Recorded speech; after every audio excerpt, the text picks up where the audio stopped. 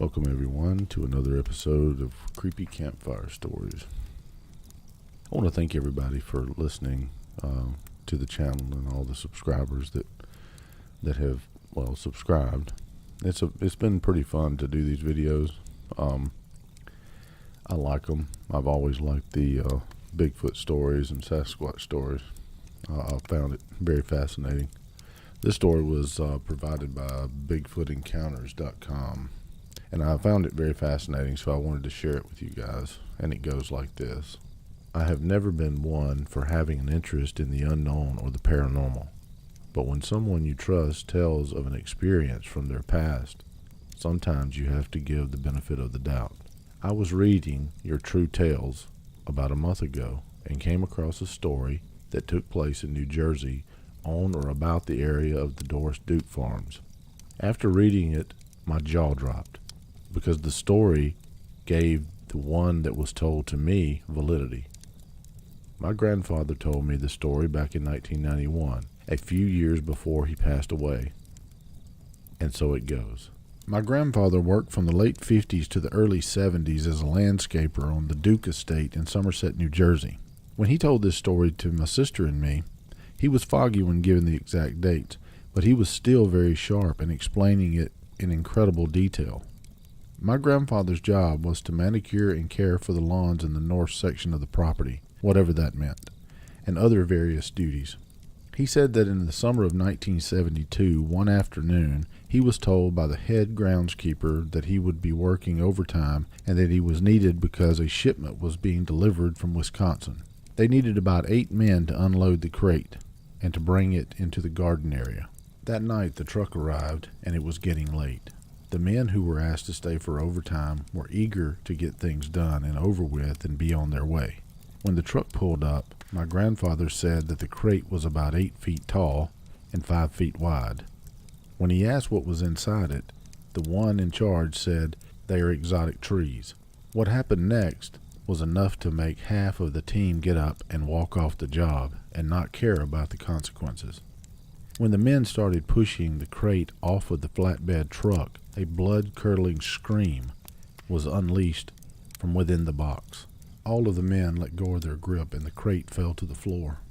As everyone jumped back, realizing that this was anything but trees, the head keeper did all he could to save the contents' real identity and said there was a black bear inside of it. While the men were regaining their composure, most of the help walked off the job.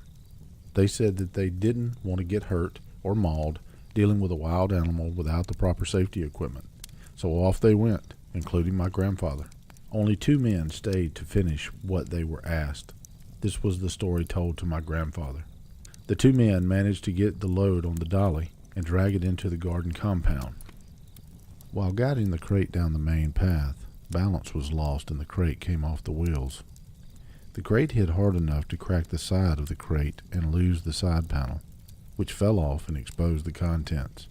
What the 2 remaining men witnessed that night was enough to make them seek employment elsewhere. What I'm trying to tell you is how it was told to me.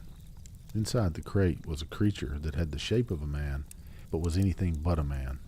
They couldn't give a height measurement since the creature was in a sitting position, but they said it was huge. It had the shape of a man with a very large frame, only it was covered with black hair. The creature was strapped down and had shackles on its legs and feet and arms. The face didn't look like a man, but had some human features. The workers said it looked more like a monkey or a gorilla. The hair was extremely long and dirty. At one point, one of the men said that they thought this thing was trying to communicate, but all it did was keep on drooling. They were under the impression that this creature was heavily sedated because it couldn't keep its head up straight. It rested its head on its chest. A couple of inches away from the creature's head was an empty water bottle nailed to the wall. On the other side of the creature was an IV stand connected to the wall and stuck in its arm. It might have been used to feed this creature during the transport. One of the oddest parts to this story was that my grandfather was told that this creature was sitting on a rocking chair. I could never understand this. After thinking about it, though, I think it was maybe to prevent this thing from getting cramps during the move. They also said that the odor was overpowering and enough to make anyone pass out. The combined smells of urine, waste, and body odor was rank. My grandfather stuck by this story until the very end. About 2 weeks before his passing away, my sister reminded me to bring it up again and confront him, which I did. There was no need to go over the story again because we both knew how it went. I just asked him, "Papa, remember that crate you had to move in Jersey?" He just looked at me and smiled and said, "Of course." I said, "Did you embellish it all?" He said, "No. There was no reason to. It happened the way I said it happened." I said, "Because now would be the time to tell me." He looked at me and said, "You want to know if I embellished the story? The truth is that I am guilty of the opposite. There was so much I left out. The story was just the beginning. Remember something, I worked there for 2 more years after that. There are things that a young mind should not hear." So I said, "But I'm not a child anymore. I'm sure I can handle what it is that you have to say." Grandfather said, "Tomorrow. I will finish the story. Come back tomorrow."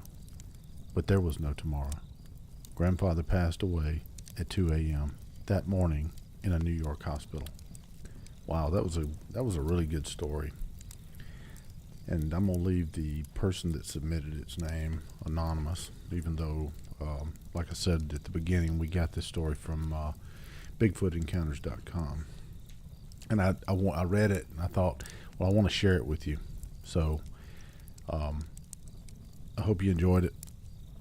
And as always, please subscribe, hit the notification bell, and be notified of our next video.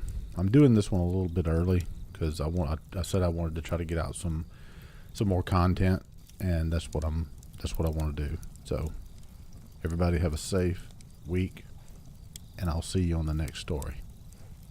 I did want to add one more thing before I go. We did change the title of the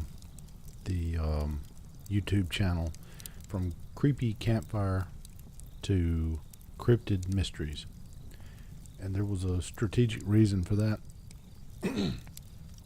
That reason was that we wanted to brand the channel, and we wanted to have a domain name, and so this morning I registered cryptidmysteries.com, and I just wanted to let you guys know that was the reason that we changed the name of the channel.